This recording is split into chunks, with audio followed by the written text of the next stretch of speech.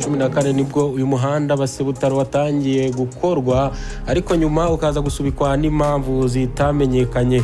Mu mwaka w'2023 nibwo uyu muhanda ibikorwa byo gukora no muhanda byongeye gusubukurwa ariko bamwe mu baturage bakaba bavuga ko batihawe ingurane z'ubutaka bwabo, bakaba basaba ubuvugizi ko bahabwa ingurane z'ubutaka bwabo kubera ko byabashize mu gihombo. Kampanyi iri gukora uno muhanda akaba ari kampanyi yitwa NPD, ni nayo yari yatangiye gukora mu mwaka w'2014. Naho mu Rwanda reka tubabwire ko nyakubahwa Perezida Paul Kagame ku itariki 11 aribwo yarahiye nanone kuyobora manda y'imyaka 5 igiye kuza, aho iri rahira gitabiriwe n'abakuru b'ibihugu barenga 22 ndetse akaza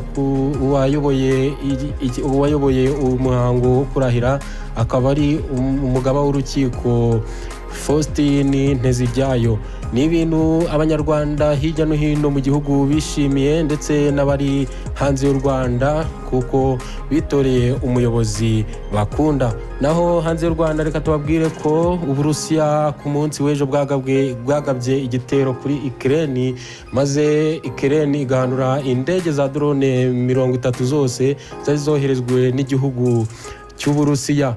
Intambara ikomeje kuvuza ubu hagati y'Uburusiya na Ukraine. Ibihugu byinshi byagiye bishikirana bigashaka ibisubizo byahagarika ino ntambara ariko kugeza n'ubu ngubu ntibirakunda ngo iyi ntambara ihagarare, dore ko n'ubu ngubu igikomeje kukara aho ngaho hagati y'Uburusiya na Ukraine. Nshuti bakunzi ba Magic FM, reka tubashimire cyane mwese mwari mukurikiye aya makuru, yari amakuru ku buryo bw'inshya.